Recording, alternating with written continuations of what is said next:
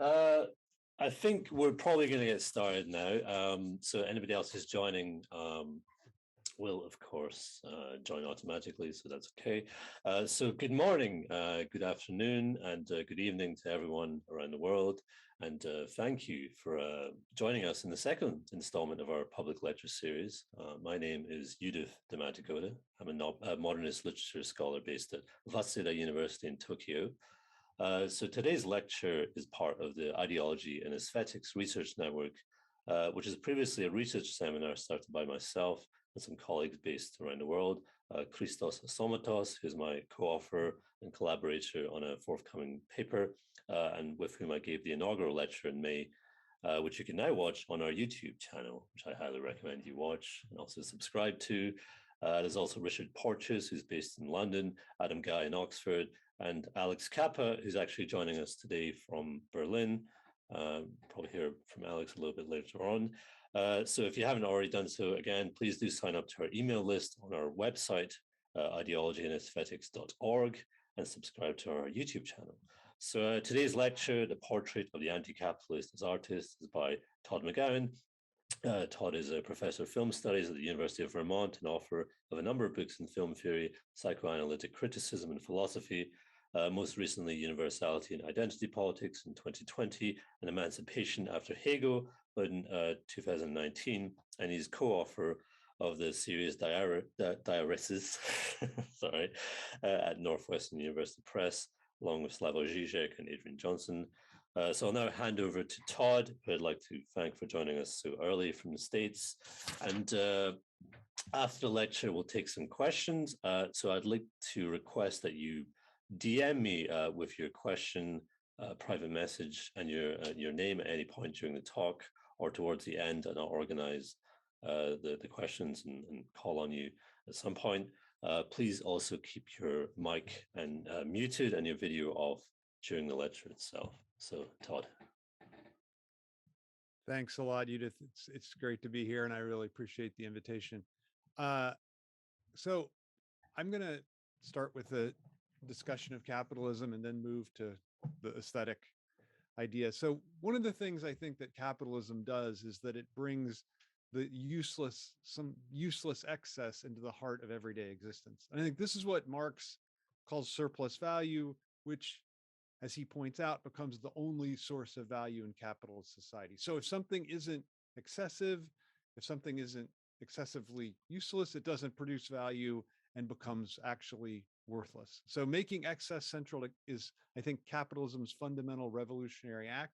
And once this revolution occurs, the useful and the good become secondary in society. So they exist to be sacrificed for the sake of what's useless and what's excessive. So capital society ceases to hold the good as a value, which is why those who preach for the pursuit of the good in capitalism always appear anachronistic. They seem like they haven't got with the program. They just don't seem to fit. So if it's as if such figures fail to register that the good is no longer what commands a society, and they thus they realize that the good, they don't realize that the good's been completely usurped by the useless and the excessive. And I think there's certainly something to lament about this capitalist revolution, that it turns us away from utility and from structuring our society around certain coherent principles. But at the same time, I think there's a genuine insight, obviously unconscious, in capitalism's privileging of the useless or the useless excess, because this is really the source of value. And I think this insight demands that we try to make sense of it and formulate a political response that takes it into account rather than just wishing it away or trying to get rid of it. So capitalism enables us to recognize that what actually makes life worth living, even if it enables us to see what makes life worth living, even if it presents this in the disguised form of a pure excess. So we live and we keep ourselves alive for something that is a useless excess, because this is what enables us to experience any kind of transcendence. And when we interact with what has no use and is purely excessive, we momentarily, I think, escape the drudgery of material existence and find a reason to keep that existence going. So thanks to capitalism's revolutionary turn, the ideal of the good ceases to be the center of the social order and no longer serves as the explicit organizing principle of society. So what's necessary to reproduce society effectively takes a back seat to the production of a social excess, even if this useless excess threatens to destroy the conditions that make human existence possible, say through the proliferation of nuclear arms or the destruction of the planet. So I think what's interesting is this move in capitalism from importance of reproduction of society to just productivity. And the productivity is the productivity of a useless excess. But once the capitalist universe takes hold, all other claims, I think, take a backseat to the production of what eclipses the merely necessary or useful. So the merely necessary or useful ceases to be the center of the social order and ceases to be valuable at all. So this turn from the good to the useless is, I don't think, a misstep. I think it's actually the greatest insight, maybe the only insight, that capitalism bequeaths to humanity. I think most of capitalism's supposed insights into humanity are fundamentally misleading, such as the presupposition that people act out of their own self-interest. Obviously, this is the thing that Adam Smith thinks, that every capitalist thinks. I think it's just fundamentally wrong. So, but I think this capitalist society gets it right when it places this useless excess at the center of its functioning instead of the good. I think this is an important and revolutionary step and correct step. So even though prior societies privileged the good, and Aristotle made it the basis of ethical and political thinking, ethical and political action, the pursuit of the good, I want to argue, is always illusory and always has been. No one has ever pursued the good, except insofar as it provided an indirect path to the useless. So the good is always good for something, right? It's always, that's, I think, just in its definition. It points toward another good lying beyond it that will serve as a conduit, which will serve as a conduit for. So for instance, I try to live a devout life, valuing this life as good in order to achieve the good of a divine reward. The future good always remains obscure and undefined. And if I aim at achieving it, but if I actually find it, then I need something else beyond. So the good's an abstraction that ultimately leads nowhere. The useless excess, in contrast, provides a goal or an aim that we can strive for, an end in itself. So unlike the good, the useless excess is just an end point. It provides a reason for what we do and requires no underlying justification. So there's enjoyment just in the fact of being excessive itself, say in drinking to a mindless stupor or in reading Hegel's Phenomenology of Spirit late into the night because one can't put it down even to go to sleep. Which of those is more enjoyable? I don't know. Such excesses are what give existence its value.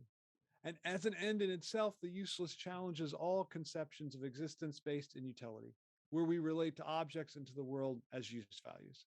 After the capitalist revolution, use value actually ceases to be a value at all.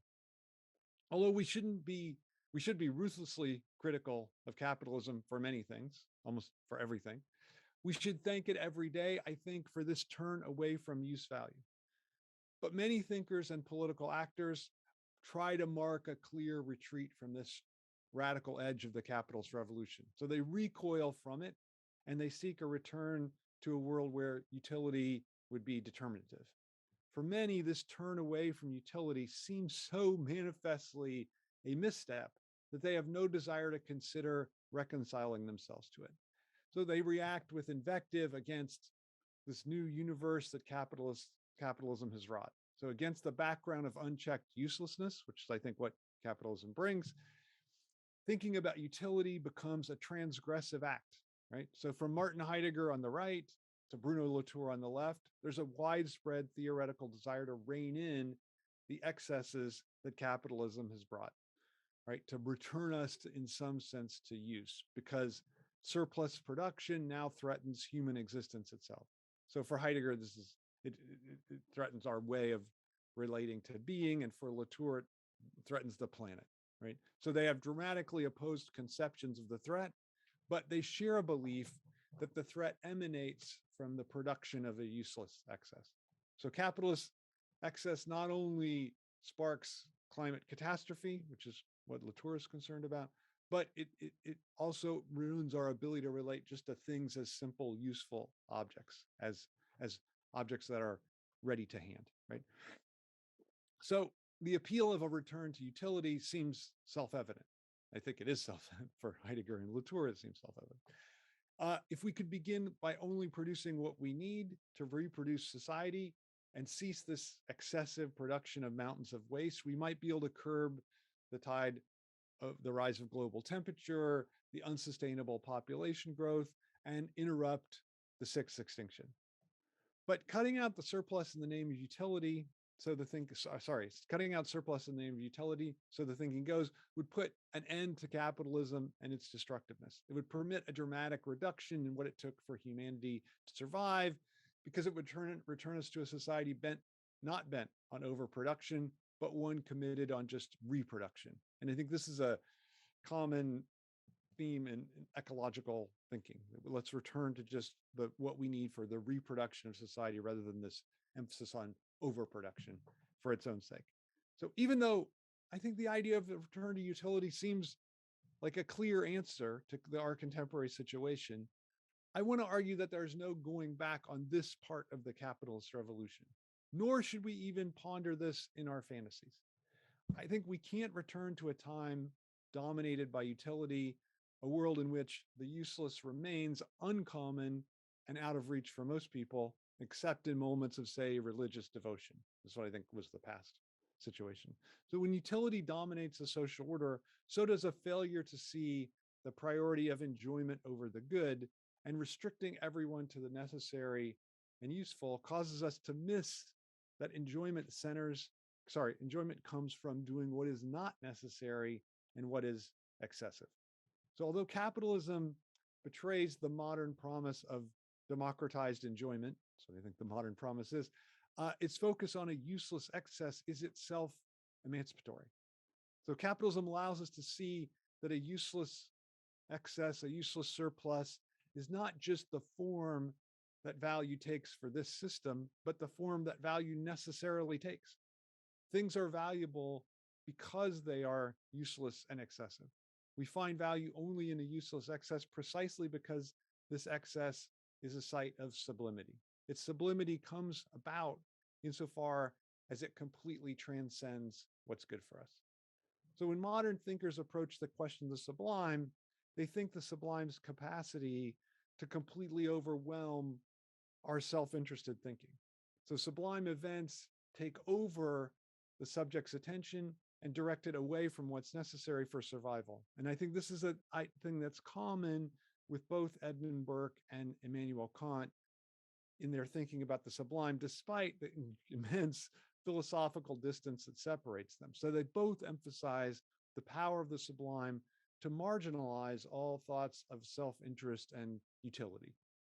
So sublimity doesn't do any good, and yet we find ourselves irresistibly drawn to it anyway. It resides for us, it's useless for us, but we enjoy it, one might say.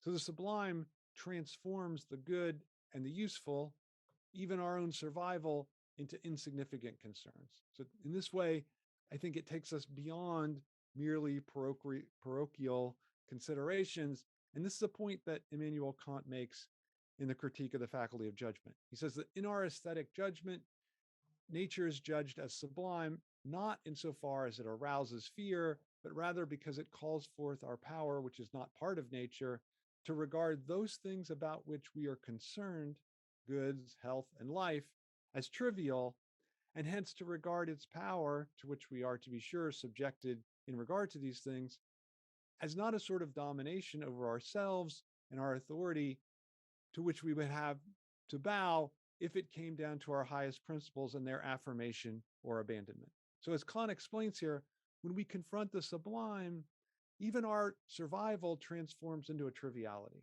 The sublime inaugurates a total transformation in people who are engaged with it. So they cease to be preoccupied with everyday concerns, with their own self-interest, due to the disruption that the sublime occasions in the psyche. And this is why Kant finds it an important encounter. Even what most concerns us, say what we're going to eat, our job, things like that, come to count for nothing in the face of the sublime. But the sublime is not more important. Sublime is not a more important good. It does not advance our power or our self-interest. When we become caught in this transcendent enjoyment of the sublime, because we become caught in it because it forces us to disregard everything that would otherwise concern us. Our good and that of others becomes marginalized by the encounter with the sublime. Sublime, importantly, has no use value. And it's what's integral, I think, to its appeal. But at the same time, it doesn't pass itself off as a pure excess in the way that the commodity does. And I think this is a really important distinction. So sublime involves sacrifice and lack in a way that the commodity obscures. So the commodity always has a faked sublimity because the fetishism associated with it prohibits us from interacting with it in a way that avows the sacrifice necessary to enjoy. So the commodity passes itself off as a pure excess in clear contrast to the sublime, which requires, as Kant notes here, I think nicely, this sacrifice in order to generate the excessiveness. So the sublime, to experience the sublime, is to experience one's own lack through the excessiveness that one confronts. And if you don't have that experience of your own lack, then you don't get the experience of the excessiveness of the sublime. The problem with capitalism's turn away from utility to useless excess is that it entails a systematic disavowal of the lack that makes excessiveness possible. So capitalism functions through the prohibition against recognize this coincidence of lack and excess. Its promise of an uncastrated enjoyment, of excess untrammeled by the stain of any lack, is its constitutive deception. I think there's a nice capitalist, maybe it's an anti-capitalist joke, and it goes like this. So what enables the capitalist to masturbate in public? He always does it with an invisible hand. So that I think that joke is pretty nice because it gets at the real deception at the heart of the capitalist project, which actually that you can have this pure excess without lack, and this is the deception. And I think this cuts off that this connection is what defines the project of emancipation in modernity, and it's what capitalism rejects. So in this sense, I think capitalism marks the modern betrayal of modernity, one might say, or the original sin of the modern project of emancipation.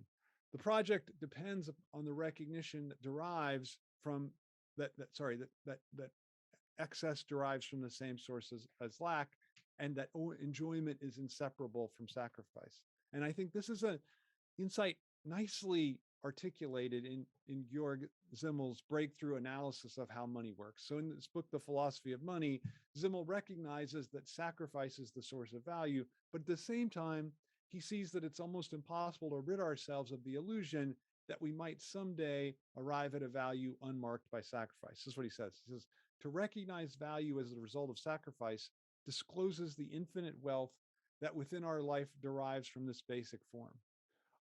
Our painful experience of sacrifice and our effort to diminish it leads us to believe that its total elimination would raise life to perfection. But here we overlook that sacrifice is by no means always an external obstacle, but is the inner condition of the good itself and the road by which it may be reached. So I would quarrel with his use of the good there, but nonetheless, I think I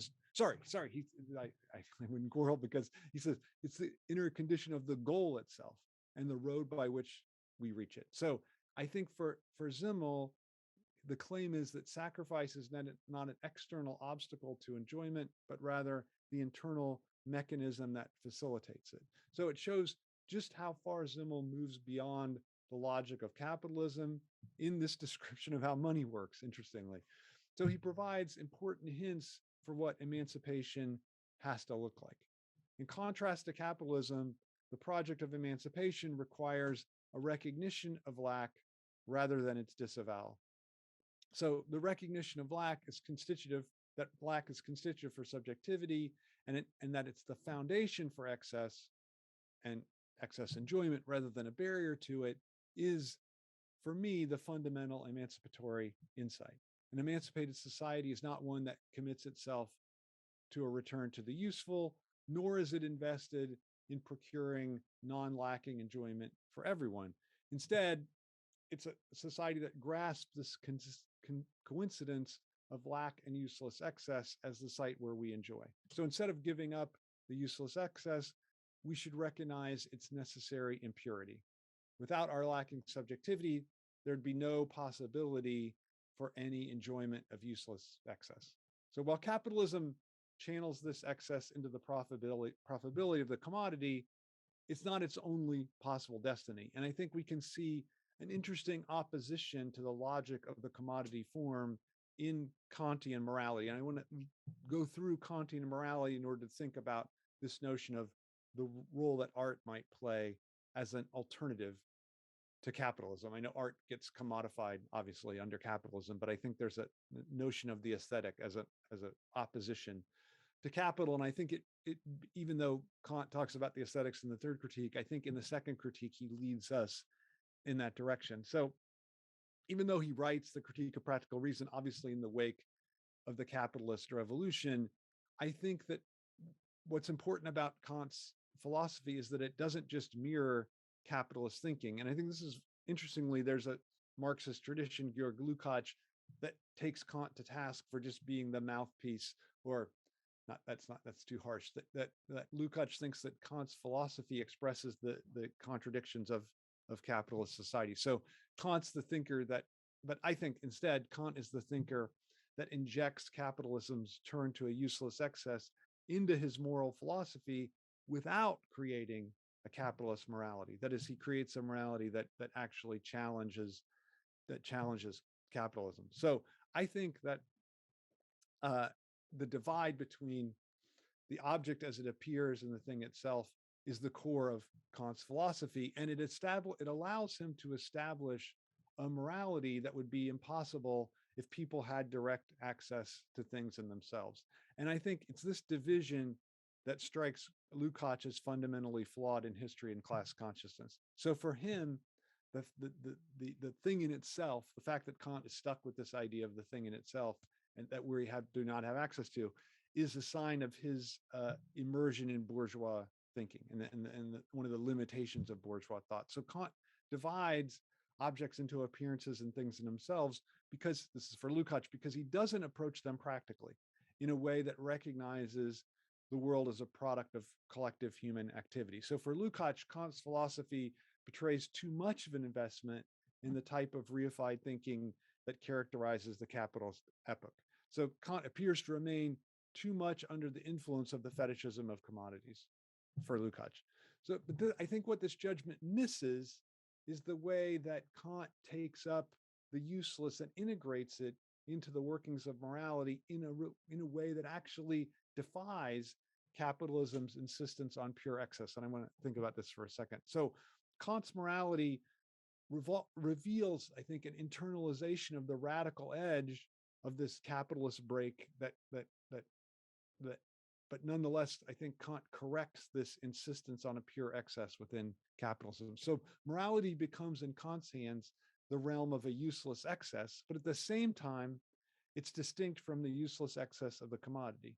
Through his moral philosophy, Kant points toward a modernity without capitalism, a modernity that prioritizes the useless excess while recognizing the necessity of lack to produce the excess of our moral being. So acting morally for Kant, I think this is really important. It doesn't produce a good society or contribute in any way to one's own good. So as Kant sees it, the good is always a lure for morality, which is why his morality contrasts so completely with all forerunners of his thinking, and with a lot of moralists who come in his wake because as well, because they're concerned with the good.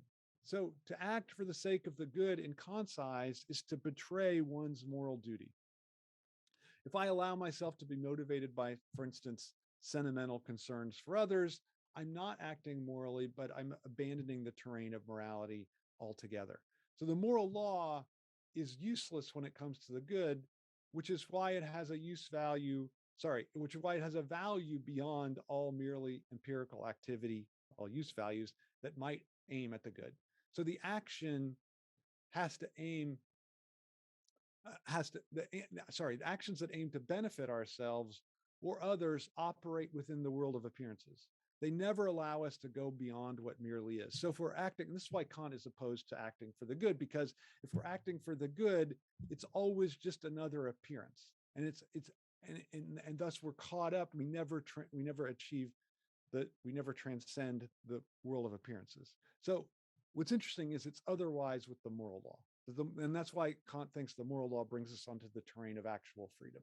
So acting morally gives one access to a realm, beyond the externally determined realm of appearances. So moral actions are always for Kant excessive because they transcend the motivations of the everyday. That is, they get beyond this world of appearances where we're dominated by external determinations, and they achieve an ideal. They enter into the world of noumena.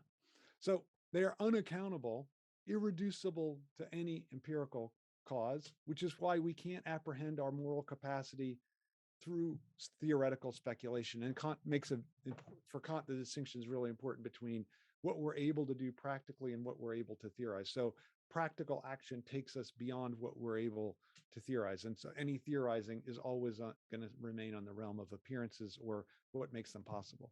So morality is transcendent because even though the moral law commands it, it provides no benefit for the subject within the world, right? So its value depends on what accrues to the moral actor. Its value depends not on what accrues to the moral actor, but on the sacrifice that it demands. And Kant has this great line in Critique of Practical Reason. And I think this in a way sums up his entire project. He says, virtue here is worth so much only because it costs so much, not because it brings any profit. And I think that idea, so again, virtue here is worth so much only because it costs so much, not because it brings any profit. And I think this, to me, is the great line of Kant and the great anti-capitalist line of Kantian, or idea of Kantian morality. So in this sense, the excessiveness of morality corresponds to and emanates from the sacrifice that it demands. And I think this is the crucial idea. So in Kantian morality, one sacrifices the excess into existence. So the moral law is excessive, but it doesn't provide any clear benefits outside of the transcendence of one situation that it offers. So the very point of morality is there are no empirical benefits to it. So the transcendence for Kant depends on this act of limiting oneself. If one fails to limit oneself through the moral law, one will not enjoy the excessiveness of morality because self-limitation is consonant with excessiveness. So this becomes clear in the famous example of following the moral law that Kant gives subsequent to the publication of the Critique of Practical Reason. And this occurs in a brief essay called On a Supposed Right to Lie from Philanthropy, which has caused immense problems for Kantian moral philosophers, because in this work, Kant criticizes the notion that we have a right to lie, even to a murderer who comes to our door searching for a would-be victim who we are hiding. And people have subsequently, Kantians are always challenged with this idea that, okay, you have the Nazi coming to the door, you're hiding the Jew, what do you do? And it's almost the exact situation, although he's obviously not imagining a Nazi. So honesty would cost the life of the person we're attempting to save. So he's responding to philosopher Benjamin Constant, who uses this situation. It's not clear that Constant was attacking Kant, but Kant viewed it as an attack on him. That he uses the situation to demonstrate how the social bond depends on certain lies, and that these lies actually have a moral status, which Kant cannot abide. So Constant identifies a situation where he believes every right-thinking person would endorse prevarication over truthfulness, right? Like no one would say, tell the murderer that you're hiding someone. So despite the extreme situation that Constant describes, Kant remains unpersuaded. So even a lie to save someone hiding would be deleterious on my moral being, which stems from my excessiveness. So to act according to calculation, which the situation almost requires you to do, rather than moral law, is to allow oneself to be determined by the empirical situation and thus to abandon the excessiveness of subjectivity. Or as Kant puts it, truthfulness in statements that one cannot avoid is a human being's duty to everyone, however great the disadvantage to him or another that might result from it. So the good simply cannot enter into the accounting of the moral decision. And the fact that a moral law specifically marginalizes advantage or disadvantage is what gives it its sublimity, its transcendent status. So to take the good into account, even the good of preserving one's life or someone else's life, is to strip morality of its excessiveness and to reduce it to just another activity akin to maybe eating a donut or buying a pair of pants. So Kant's great follower, Johann Gottlieb Fichte, goes even further than his predecessor. You think, how could you go farther than that? Fichte does in theorizing the rigidity of the moral law, even though it seems hard to believe, like given Kant's own extreme response to Benjamin Constant. So when it comes to morality, Fichte is the radical version of Kant, who himself radicalizes the importance of our moral being relative to everyday life.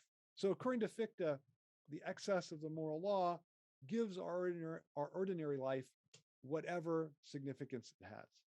Since it's the source of value for a human being, its concerns of moral law, always trump those of mere survival.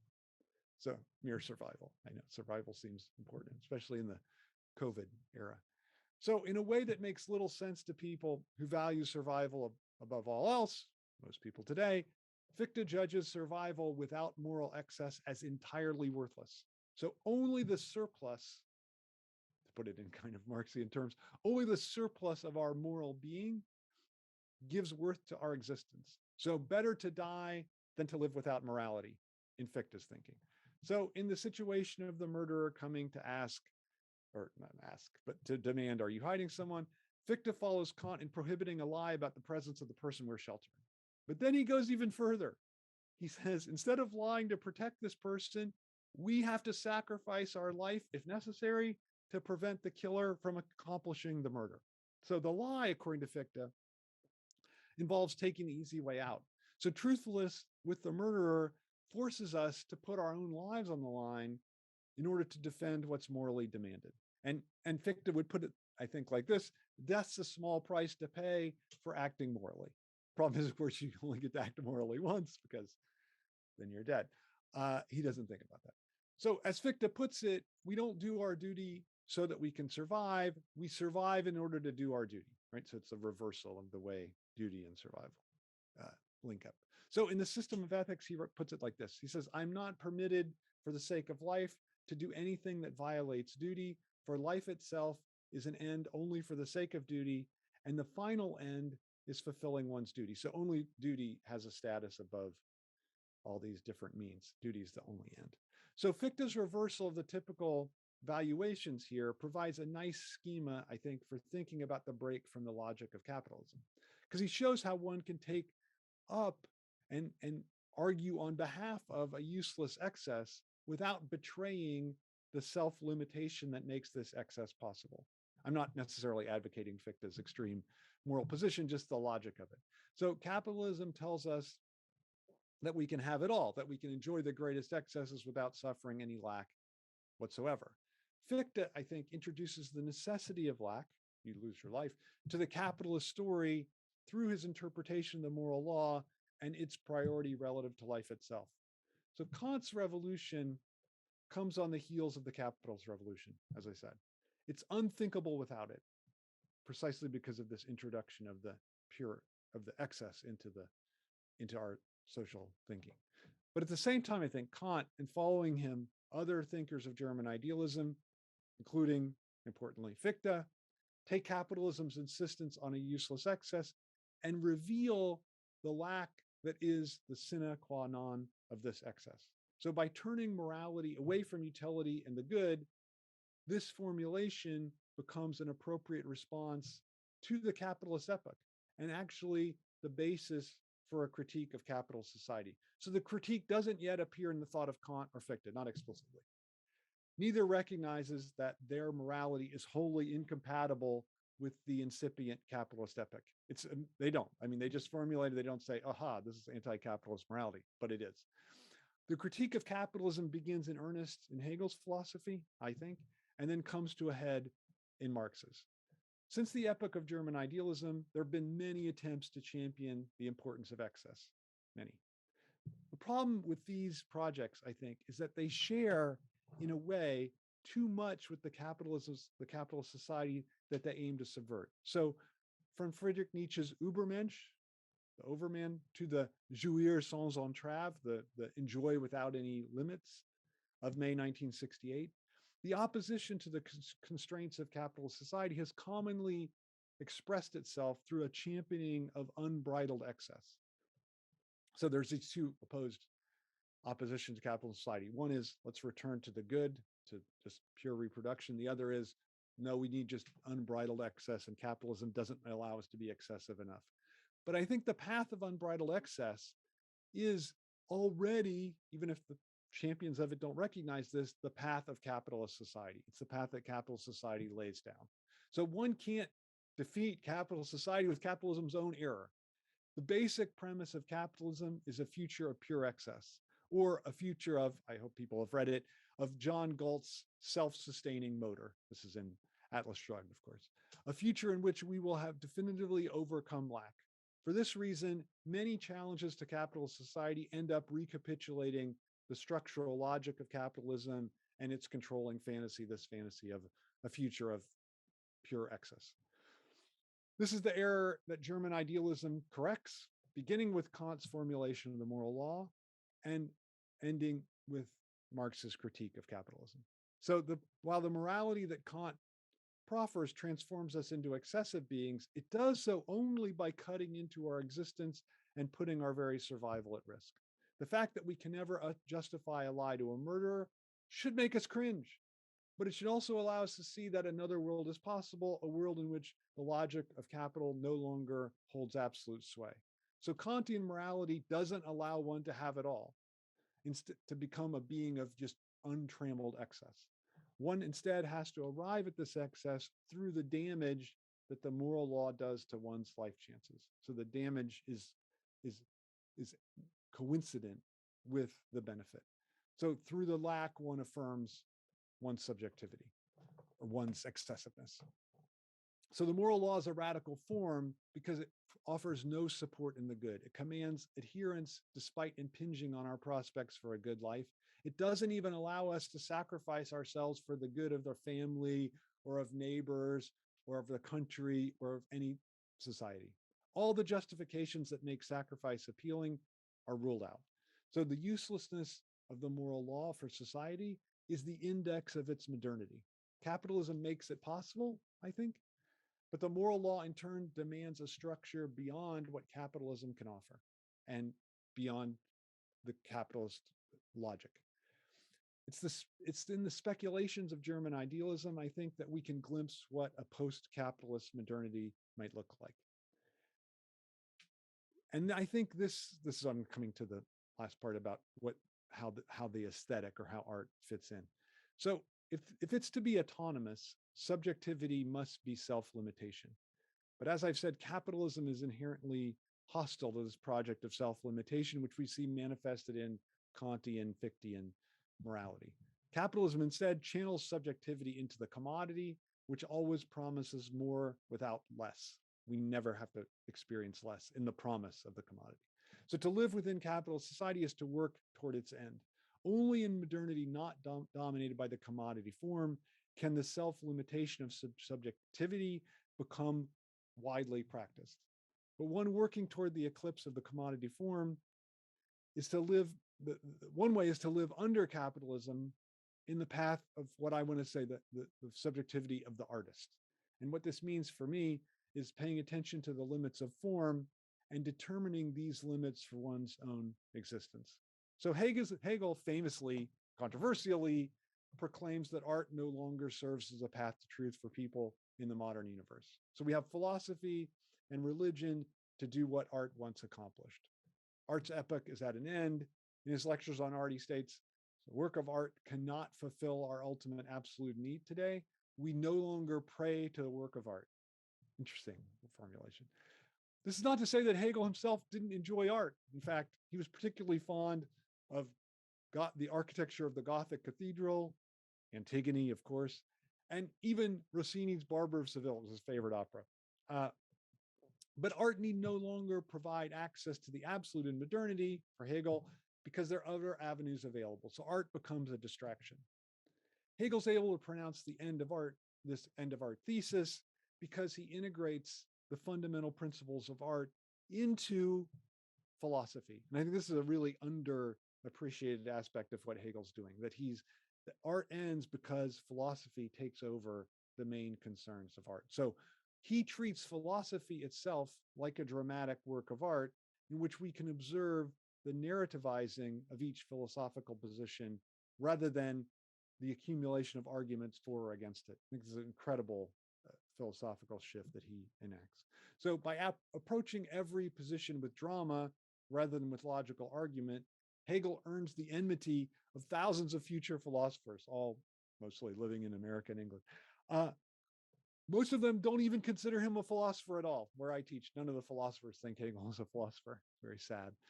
But what he does, I think, when he privileges the formal trajectory that a philosophical position implies and subsequently follows out this trajectory, is to integrate art into the domain of philosophy. I think this is Hegel's maybe greatness as a philosopher, is this move.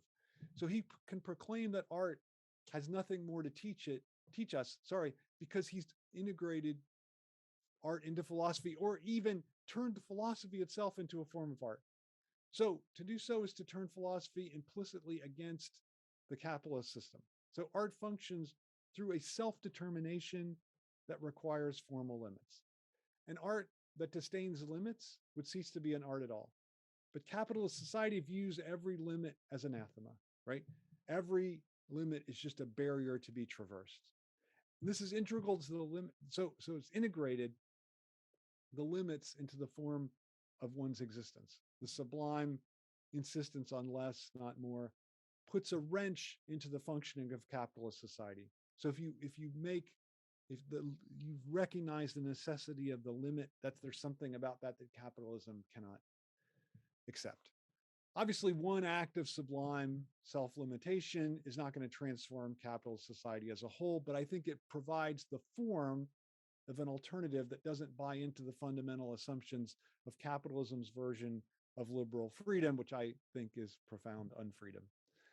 Hegel's decision to integrate the formal procedure of art into philosophy, that is to replace argumentation with narrativization or dramaticization, provides a paradigm for anti-capitalist subjectivity, a subjectivity that can join the struggle against the dominance of the commodity form and its promise of more. So art's a way of giving oneself a path to enjoyment. It gives significance that it gives our existence, let's say, a significance that it otherwise wouldn't have through the act of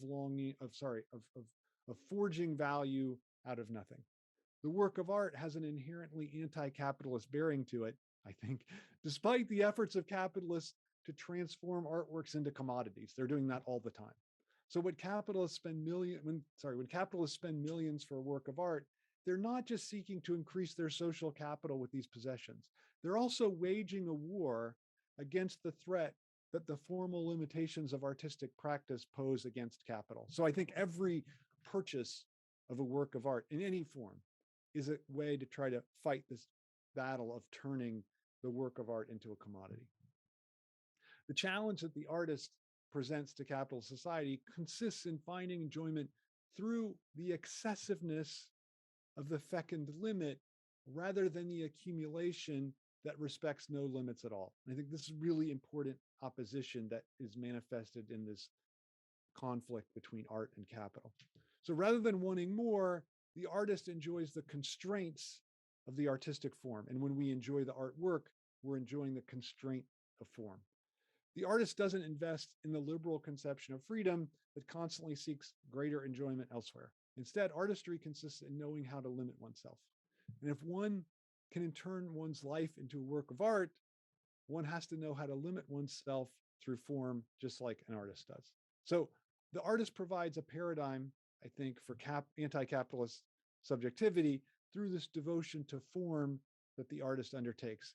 And Friedrich Nietzsche, I think, has a nice thing to say about this, that he links the artist's vocation with a higher sensitivity to form. This is my favorite thing. I don't have that many things that Nietzsche said that I like. This is my favorite thing. He says, the price of being an artist that one feels what all non-artists call form to be content, to be the matter itself. That is, the price of being an artist is that one feels what all non-artists call form to be content, to be the matter itself. So that is, one sees form as essential.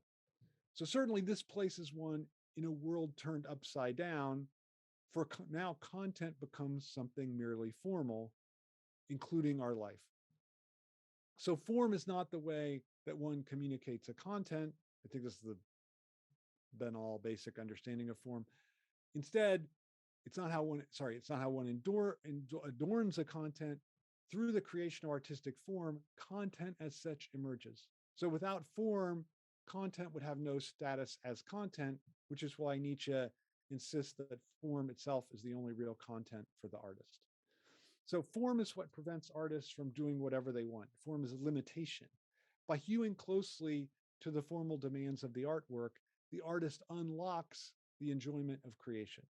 What's crucial, however, is that this enjoyment is not the unrestricted enjoyment to do anything, but the enjoyment of the limit, the enjoyment of a work within the artwork's formal constraints, right? In the work of art, limitation or lack coincides with excess, or lack produces excess.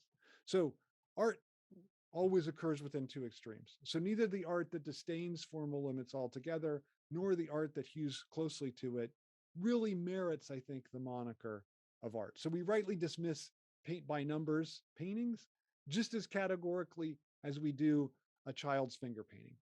Not that there's not something to appreciate in both. While we might have some appreciation, again, for both, neither one deserves or really is what we would call art. This is why some people look suspiciously on the heroic couplets of Alexander Pope. Some think they're great, but some people look suspiciously on them, or the abstract expressionism of Jackson Pollock. And again, most people think he's great, but there's some suspicion. So the former seem too wedded to inherited limits, and the latter seem to disdain too much any limit. So the great work of art, most agree, I think, doesn't disdain limits or obey them. Instead, it has the ability to generate its own. And I think this is what stands out about, I'm just picking some things at random, a Beethoven string quartet, a Frida Kahlo painting, or a Toni Morrison novel. One senses the fecundity of the self-generated limit in these works. In each case, the artist, just like the subject in the act of sublimation, creates the formal limits that create the work. So the work attests to the subject's singularity through the form that the artist's self-limitation takes. The challenge of capitalist modernity is to become Beethoven or Toni Morrison, right? It's in a sense, right? So of course, not everyone can compose a string quartet or write a novel, let alone create artwork that'll endure for generations. But everyone, I think, can follow the anti-capitalist injunction to turn one's own life into a work of art, to put it in the terms of Friedrich Nietzsche. So to do so means to embrace the act of sublimation, to engage the internal limit rather than coming up against the external barrier. To turn one's life into a work of art is to insist on limitation in a universe that disdains it. So there's a constant tension in capitalist modernity between the artist and the entrepreneur. So the artist receives nourishment from limitation, while the entrepreneur sees limitation only as a barrier to go beyond. So as art turns away from formal limits, as poetry descends into free verse or the abyss of the prose poem, we witness the triumph of the imperative of capitalist society over the aesthetic alternative to it. This is also evident, I think, in the free-flowing memoir replacing the novel. It's a way in it's only through finding ourselves through self-limitation and sublimation that we can keep the aesthetic possibility of an alternative to capital alive. So one of the great demonstrations of this opposition between the artist and the entrepreneur occurs in Jane Campion's film, The Piano. Not her masterpiece, but nonetheless pretty good. The film details the arranged marriage between Ada and the colonist Alistair, and the Holly Hunter and Sam Neill, that takes place in the frontier of New Zealand. So Alistair is interested in Ada just simply as a commodity, and he requires a spouse to help him with this New England wilderness. And he seeks Ada not because of any qualities she possesses, but solely because he needs a partner to work with. He needs a wife. His commitment to profit leads him to purchase Ada as he would any other commodity. So it's pure entrepreneur. Right? For her part, Ada she conspicuously doesn't speak. Right? She's seemingly mute, which indicates her refusal to be smoothly integrated into the capitalist economy. Rather than speak, she communicates through piano playing and through her daughter, who interprets the sign language to other people. Played brilliantly by Anna Paquin. Ada's artistry is her piano playing. Importantly, Alistair doesn't allow Ada to bring her piano into his house because he sees it as a valueless piece of excess. It's very important, I think. Unlike the excess of the commodity that he produces, the piano can't produce surplus value, so it has no place within his miniature capitalist society. The entrepreneur sees it only in a frivolousness of art that can't be turned into a commodity. When the neighbor George Baines, played by Harvey Keitel, takes possession of the piano, Ada strikes up a relationship with him, even just to eventually gets her piano back. This relationship becomes sexual and leads to the couple falling in love. So when Alistair discovers this love relation, he reacts violently. He cuts off Ada's index finger in order to strip her of the access to the art of piano playing.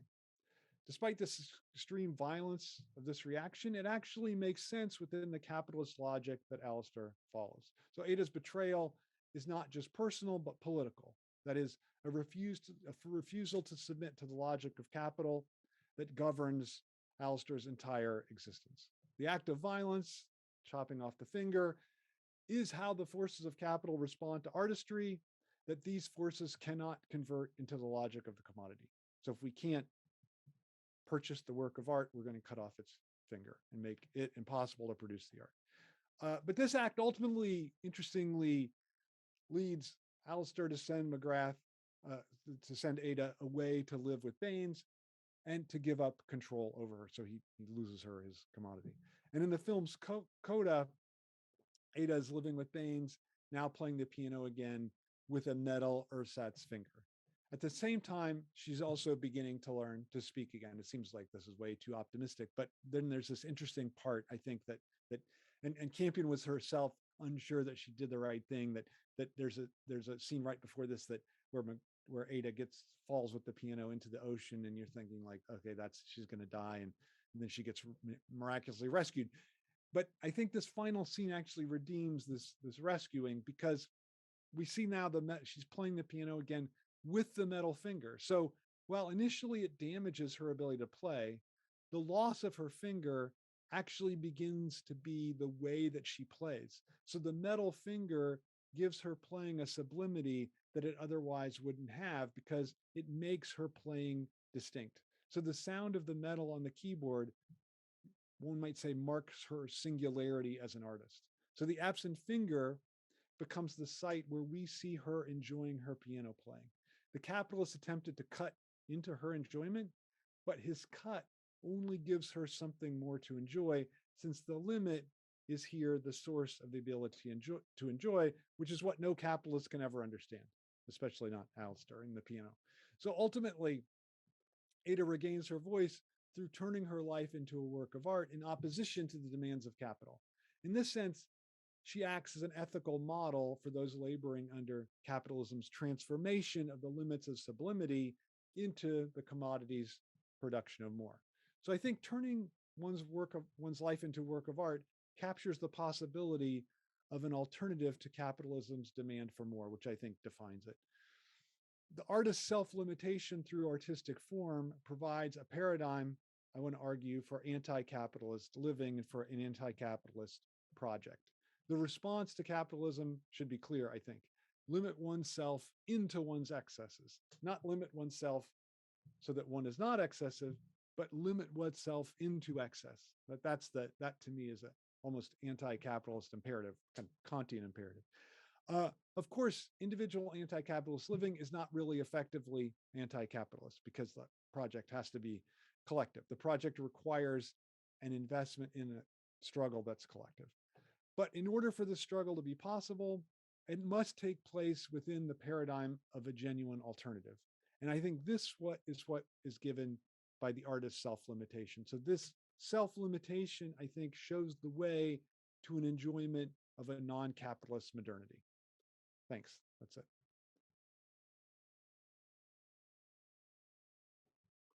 Thank you very much, Todd. So we have a couple of questions, if you don't mind. So I guess I'll begin with my... You're going to take the host privilege of... I'll take the host privilege, and then I'll chime in. Of course, like a couple of people send me questions, so we'll just go from there. But of course, if any of the other participants would like to ask a question, I'll probably defer to them at some point. So I guess my question, I suppose, is just a kind of request for clarification. So I guess within the current technological paradigm that we sort of inhabit, there is a kind of, to a large extent, a certain profusion and a sort of excess within the ways that we kind of exist online. The way that people kind of exist within social media, they kind of treat it as a kind of tabula rasa, an externalization of their sort of ego. And this is kind of carefully protected and to some extent leads to this kind of almost sort of derangement, this excessive sort of like a pathological ways of thinking, which we're not able to kind of distinguish between actuality and virtuality to some extent.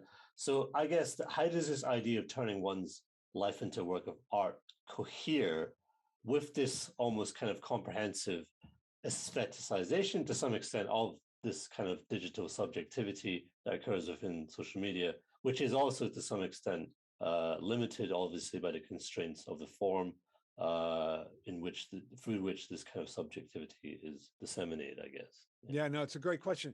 But I think aren't the very things you're talking about an attempt to refuse the limit? Like they're not just the way you described it. Even they're not self-limiting, right? They're an attempt to I can exist in this realm of pure excess. That's why I think there's a way that the social media form is the capitalist form, right? Like it's the attempt. How can I attain a pure excess, unburdened with lack, right? Like I think that's what, and that's why you, I think, rightly described it as almost a psychotic being, right? Like right. Yeah. And I think that's, so I think that again, like I just wouldn't call it an aestheticization because it seems like it misses what's crucial for aesthetics, which is this moment of the sublime self-limitation. Right. Yeah, the sublime, right? Like the sublime requires the limitation. And if it doesn't have the limitation, there's no sublimity. Sure. Okay, that's great. So we'll go first to my fellow sort of network member, Alex Kappa in Berlin, who'd like to ask a question related to, I have it in front of me, but you probably articulate it a bit better than me, Alex. So.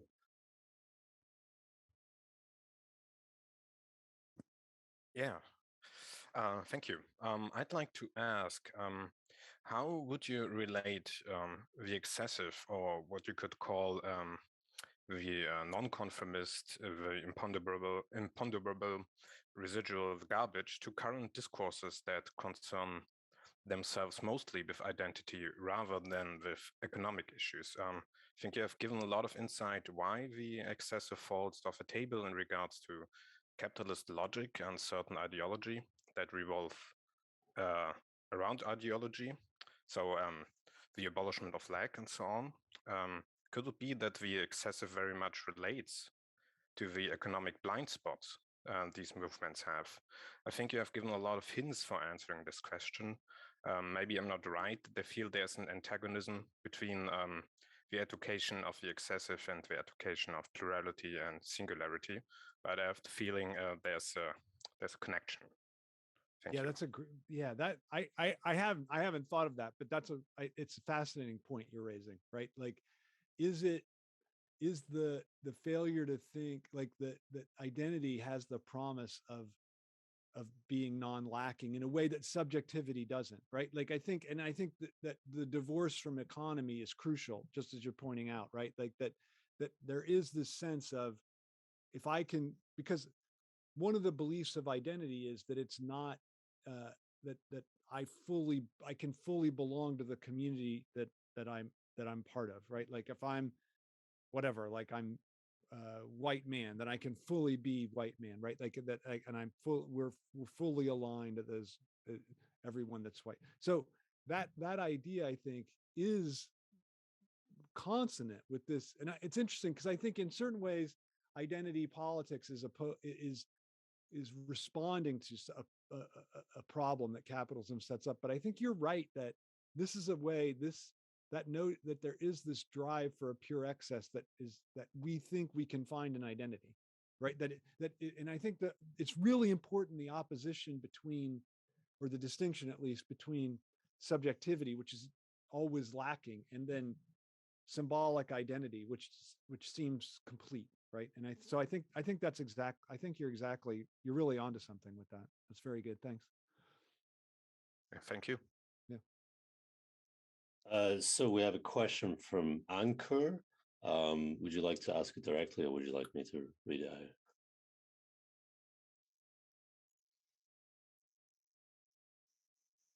I guess that means read. Yes, I think so. Hello. Hi. Yeah. Sorry, I'm just working out my system. Give me a second, please. Yeah. Uh, okay. Could you read this question for me? Yeah, sure, no problem. Hello? So so Anchor was wondering whether you could speak a bit about the functions of bureaucracy, administrative and the organizational logic of capitalism. For example, the organization of space, the organization of social relations, and the organization of temporal experience. And he's thinking very specifically, very interestingly, about the role of the artist in Kafka's story, The Hunger Artist, in which the character decides to starve and turn his hunger into sort of form of art, which kind of frees himself both from the logic of production and consumption by not working to earn, and also, of course, by not eating. But in the end, he apologizes to the supervisor when he fails, and there's a kind of abstract bureaucracy that's challenging the artists. And how do we respond to that particular problematic? Yeah, that's wow. That's such a complex question. It's a great I, question. if I may, I just want to add a small point to that, Todd. Yeah. Though I must confess, your book, Capitalism and Desire, is the next book in my reading list. So the other thing I'm thinking of, it's from one of this Sven Oliver Wallenstein's book I was recently reading. It's called The Presence of Me's. Wallenstein is a professor in Southern Stockholm University, and it's of course about this notion of silence in the German American architect Mies van der Rohe. And at one point he's talking about this the constitutive experience of consumption, that in a capitalist economy it's not just consumption, but it's consumption itself is a constitutive experience. Yeah. where you don't merely see it as a spending, but let's say an experience in itself, which let's say happens with online shopping and things like that, right? Where you scroll for hours and hours, and it's basically just making that, let's say, zone bigger and bigger. So there I'm thinking of how this desire is being employed, and also it's creating the desire, but we are also sort of adding it more and more to it, right? Because it seems like a constitutive experience. Yeah. Yeah, that seems like another question, but it's really good. Yeah, I think I'll try to deal with all of those. So I'll start with the Kafka, because I think it's really maybe the most interesting point you raised, right? Like that there's a way that the hunger artist challenges the logic of capital. And it's interesting, right, that soon at the end of the story, I think it's really important that the hunger artist is in this cage, dies, and is passed by, and everyone goes on to the panther, right, to the next the next thing that can be made into a commodity. And the Panther, it's appealing because it doesn't seem evident. And I think Kafka's in a way talking about a move from a different epoch to the epoch of capital within that story, because the hunger artist is so clearly lacking, and there's a sublime enjoyment through the lack that he's excessively lacking, right? And so that's not true of the Panther. He's this figure of pure excess. So there's something that seems better or more appealing about the Panther. But the question of bureaucracy is fascinating, right? Like that, I think you're right that there's a way in which, what does bureaucracy do? Like, I don't know if this is what you're getting at, but when it establishes the spaces and it sets up limits, right? Like bureaucracy sets up the limits that then capitalist society has to try to challenge, right? So even though the bureaucracy comes from capital, it sets up limits that that capital society reacts against, right? So it's in a way, you can see it as almost a kind of work of art, but it's unavowed as that. I mean, in a way, I'm just talking about avowal, because the commodity too is a self-limitation. Your description of the shopping is like, that's a clear act of sacrifice on the part of those subjects, but it's the unavowed, right? Like that, to me, I think that today the most important term from psychoanalysis about contemporary capitalism is not repression at all, it's disavowal, right? Like the disavowal is the fundamental mode of our epoch. So I think it's a great point, because there's a way in which both bureaucracy and the shopping do have this sublime aspect to them. They have a kind of aesthetic quality to them, but it's unavowed or disavowed. I if with the permission of the moderator, if I may just add a small point to it, because this currently is the biggest sort of issue for me to understand my own question, in fact. And I'm thinking it through the spatial logic and the architectural logic, because if we look at the history of architecture, perspective, it is in the period of the Renaissance, it's about the insertion of the perspective. And what has happened, let's say, from the 14th century Renaissance architecture till, let's say, the modern architecture in 20th century, that we don't talk about this insertion of perspective anymore, right? So architecture, which was initially meant to instill a perspective, now has been sort of taken up by these vertical size skyscrapers, and anyway, digital space takes the more of it, right? So it's a perfect, let's say, flattening of the physical space. Physical space doesn't hold any more meaning, right? So the digital space, let's say, takes over more, all of it, right? And in this scenario, that this let's say, this fracturing of the perspective and a boom of, let's say, the digital space, there is no meaning to physical space anymore, right? It's there that bureaucracy is playing out, and it's creating this, let's say, this sort of web of desire. And there, I wish if you could maybe tell me, for example, another example again from Kafka's story, let's say, Before the Law, right? So there is this door, and the countryman is outside this door. So that door is creating a desire for this countryman to gain admittance, right? Though nobody knows if there is anything behind this door at all, because it's existing in an absolute nowhere. It's in the ruins, right? So it's like this complex problem of the symbolic of the material and the material of the symbolic. The door just becomes a symbol that there is a material world, in, when the door opens to it, but the door is just creating a desire for admittance. It's like a threshold to the being, right? Like you were saying that it's creating a desire for entrance. So I mean, these are the things I'm struggling with right now. No, it's it's another good example, right? That the way, although what's interesting about the Before the Law parable is that the so you're right, it's this prohibition of impossibility, right? There's nothing, the prohibition creates the beyond that's there, right? But what's interesting about capital is that it can't, that logic isn't necessarily operative in capital. And I think your thing about the space is really good, right? Because the space, like, and I think this comes back to what Edith was saying, like the space, like the digital space is it's not clear, like it has this promise of pure excess, right? Like no lack attached to it. So the bureaucracy introduces the lack to make the space enjoyable, right? Like there's no, like, again, like if we ever experience pure excess, it's not enjoyable. We need this introduction of the lack.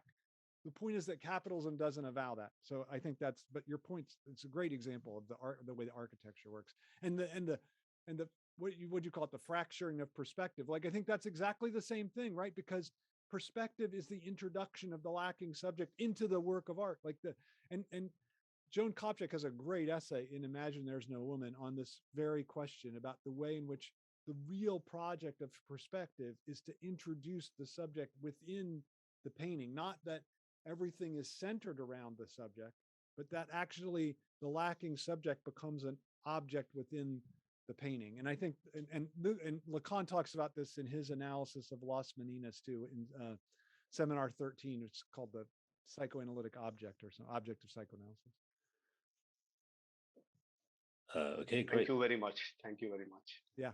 Thanks. And I think we have a question from Bob Dodds about McLuhan.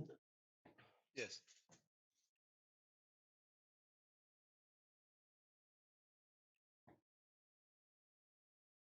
Hello, Bob. Are you there? I think maybe he wants you to read it. No, I don't think he typed in the question. Oh, he's trying. Okay. Can you hear me? Can Yeah. you hear me now? Yes. Oh, okay. Yeah, I want to speak. I found your talk had a lot of interesting insights, but I couldn't help but keep hearing McLuhan. I have a lot of McLuhan knowledge, having been his archivist, so I filter a lot through that. Okay. So, what does that? You may have no understanding or familiarity with McLuhan, but if you do, what comes to your mind about what McLuhan said and applying it to what you're talking about? Yeah, that's really, yeah. So I have more of a, I'm not an archivist of McLuhan. I have only a passing knowledge, but I've read a little bit of him. So I think there's a real, that's interesting. I mean, I didn't think of that. It's interesting that you thought of that when I was talking, because I didn't think of it. But now that you say that, that makes a lot of sense to me, because I think, what is he as a thinker? He's a thinker incredibly attentive to form, right? And the way that form is what's determinative. And I think that there's an inherently, I would put it this way, that capitalism doesn't allow us to see the importance of form. And so when we see the importance of form, you're thinking in a direction that challenges the way that capitalism wants us to think. So, and I think that's what constitutes the radicality of McLuhan's contribution, right? Like, he gets us to pay attention. Look, you're not just absorbing a certain content. The medium, the medium actually has there's a content to it that's not the content of it. So I think that I didn't think of it, but that, yeah, I don't know. Were there other thoughts that you had on that? What was the original phrase? Senseless. What is it? Useless? No, excessive. Useless excess. A useless excess. Yeah. So I translate it into using our senses, and using our senses. A lot of it is useless. And I go out every day to experience the weather.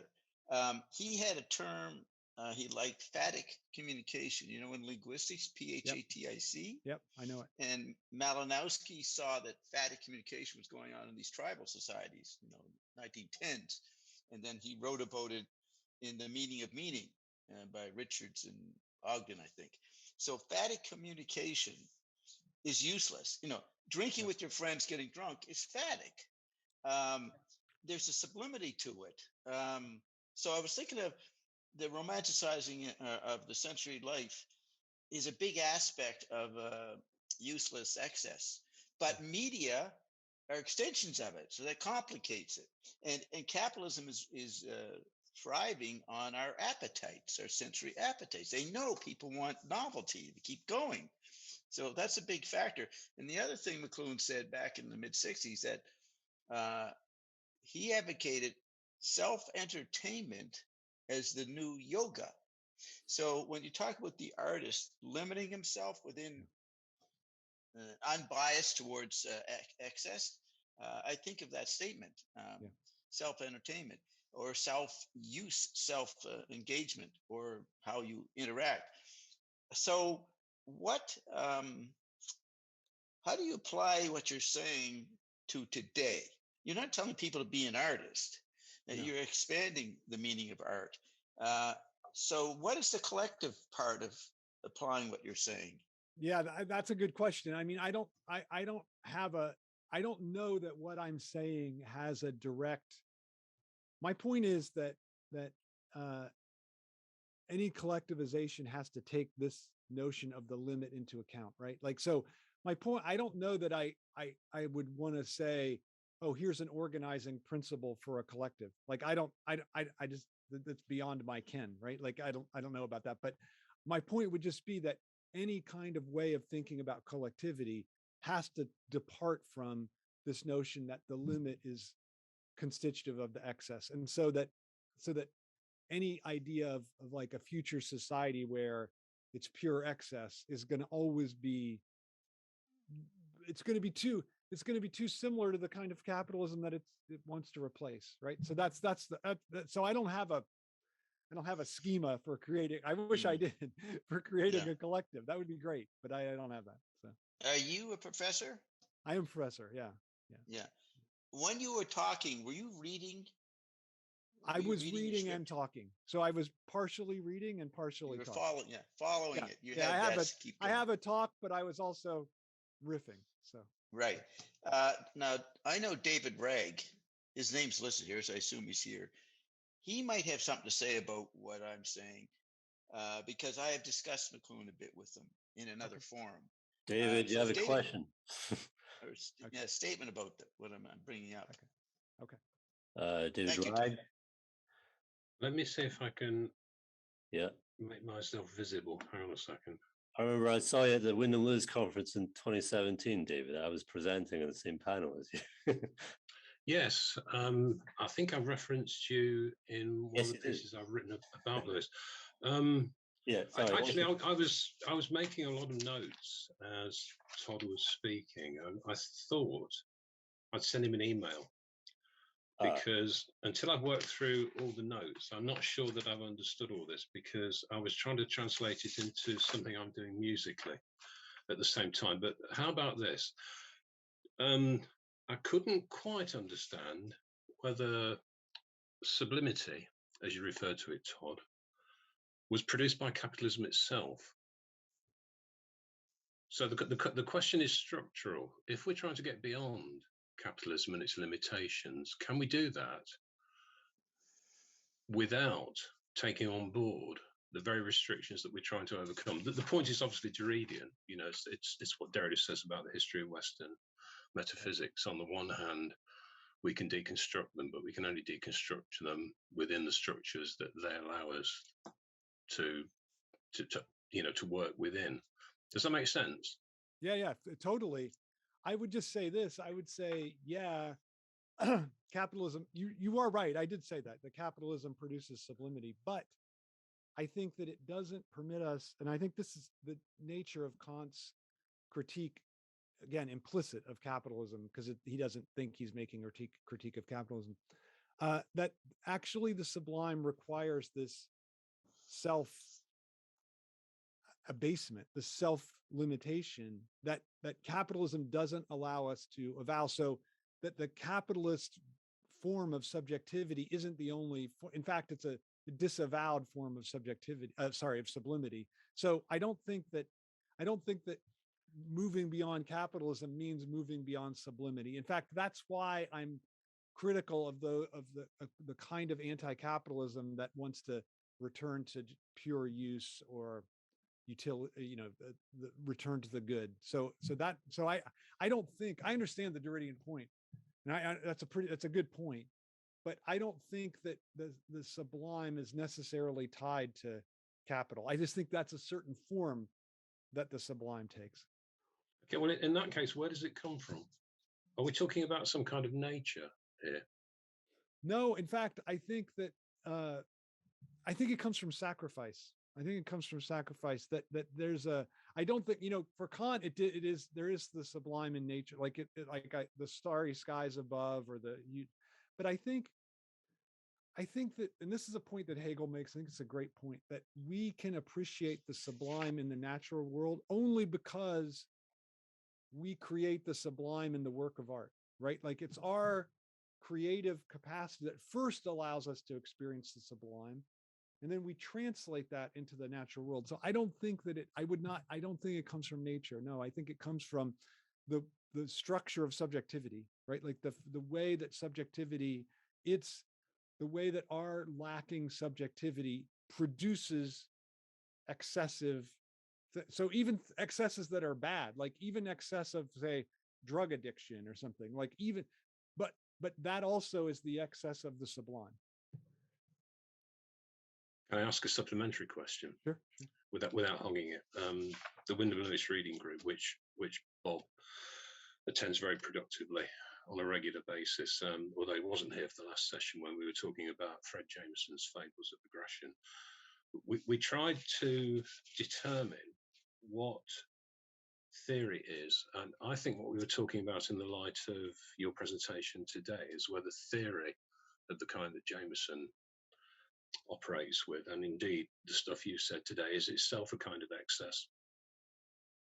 Yeah, I think so. And I think it's excessive in the sense that it tries to, my definition of theory would be that it's attempting to see the logic that's operative, that's not understood, right? Like, so theory is, to me, theory is never trying to introduce some new idea that's going to create a path for where society would go, which connects to what Bob was saying about the collective. But I think instead theory allows us to understand something about the logic that's operative that isn't necessarily evident, right? Like that it makes clear, hopefully at its best, makes clear something that's going on that isn't clearly articulated by the structure. It's there in a disguised form, and theory is the attempt to think through that. Okay, thanks, Todd. Yeah. Okay. I just want to add, Todd. Yeah. My statement about self-entertainment is the new yoga. That can mean the exact opposite of what I mean. It can be what you're arguing against. It's yeah. No, I understand. Right. Yeah. Right, So the difficulty of language, of double meanings of everything, is really difficult. Well, that's right. I mean, language itself is a system of excess, right? Like the excess, like like there's too many signifiers for each concept, right? Like that to me is a really important aspect. I didn't discuss, I think your point about phatic communication is great. Like phatic communication is the enjoyment of communication, right? Yeah. Like that's what it is. Yeah. So maybe just to sum up. Oh, sorry. Yeah, so McLuhan spends his life translating Finney's Wake. Finney's Wake is a great expression of what you're talking about. It's a great thing you should use. Is it excessive or not? Yeah. I guess that's the eternal question. So yeah, just maybe tie into your point, Bob, which is a very interesting one. And I guess the McLuhan is talking about the sort of original sort of meaning definition of yoga, which I guess ties into the sort of Vedantic tradition, I guess. And this also ties into what you were talking about with Kant. The final end is fulfilling one's duty, and this notion of sacrifice. Isn't this essentially a kind of very perennial point to some extent? Todd, maybe you could just talk about this notion of sacrifice, I guess. Yeah, I think that Sum up. So sorry. What? Just to sum up, sorry. Yeah, to sum up. Yeah. So sacrifice, like obviously, and I think what's interesting, like clearly there is some notion of sacrifice within capitalist society, right? Like people are supposed to sacrifice for the sake of, like, even like this is for Weber the beginning of capitalism, right? Like the beginning of capitalism is this notion of a work ethic. You sacrifice yourself in order to attain eternal salvation. But I think what's interesting about capitalism is that it's always sacrifice for the sake of obtaining something. But the sacrifice that Kant talks about, I think it's really important that it's commanded by the moral law, not for, you're not doing it for the reward. And I think that's really important, that it's a sacrifice as an end in itself, which is that's the source of the enjoyment, right? Like, and I think that's what the work of art does. Like when you go to watch other than me, when I watch a film, I'm trying to use it for some paper that I'm going to write or some book I'm going to write. But most people go to watch a film or a television series. Sorry. It's just an end in itself. So they sacrifice their time just for the end in itself. Same with the artist. Like the artist, there's no like, okay, the work of art is a product in some way, but it's the act of producing the art is an end in itself. So the sacrifice is just an end in itself. And I think that's the difference between the sacrifice associated with Kant, the moral law, the sublime, and capitalism's demand for sacrifice. I guess that also relates to the sort of notion of dharma, and so absolutely, right, absolutely.